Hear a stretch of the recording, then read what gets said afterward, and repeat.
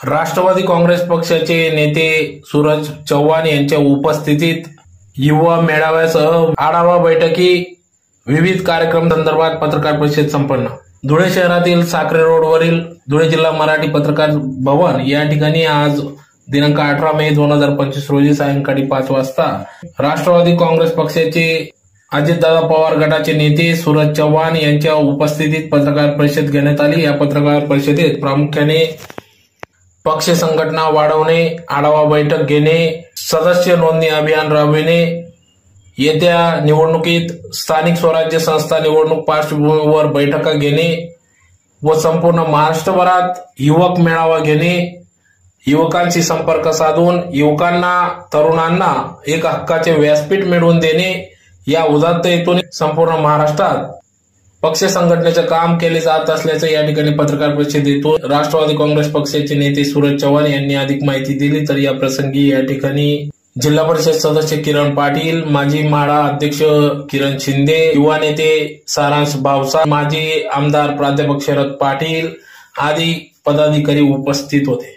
आणि अजित पर्व युवा जोडो अभियानाच्या माध्यमातून आमचे जे युवकचे अध्यक्ष आहेत त्यांच्याकडून आढावा घेणे, पक्ष संघटन बांधणी भविष्य काळामध्ये अधिक मजबूतीने करणे, त्याचबरोबर राष्ट्रवादी काँग्रेस पक्षाकडून जे राबवण्यात येत आहे सदस्य नोंदणी अभियान त्याचा सुद्धा आढावा घेऊन भविष्य काळामध्ये स्थानिक स्वराज्य संस्थेला निवडणुकीला जात असताना प्रत्येक बूथवरती पुनर्बांधणीसाठी पदाधिकाऱ्यांना 1 महिन्याच्या कालावधीमध्ये एक टार्गेट देऊन त्या ठिकाणी काम करून घेणे हा उद्देश आहे।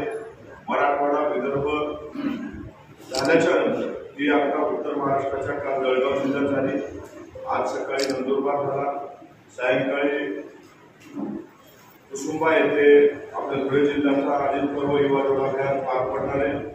या अभियानाच्या माध्यमातून जे समाजामध्ये बदल घडवू इच्छिणारे तरुण आहेत त्या तरुणांना व्यासपीठ उपलब्ध करून देणे हा आमचा एकमेव उद्देश आहे। महाराष्ट्रभर फिरत असताना एक गोष्ट मात्र या अभियानाच्या माध्यमातून जाणवली की महाराष्ट्रातल्या तरुणांचा सर्वाधिक ओढा हा अजितदादांकडे आहे, अजितदादांच्या नेतृत्वाकडे आहे। कारण अजितदादा म्हणजे बोले तैसा चाले या म्हणीप्रमाणे बोलणारा जसं खणखणीत नाणं आहे, यामुळं आमच्या पक्षाचे अनेक तरुण जोडले जात आहेत। त्यांना मला युवकचा प्रदेश अध्यक्ष म्हणून आनंद आहे।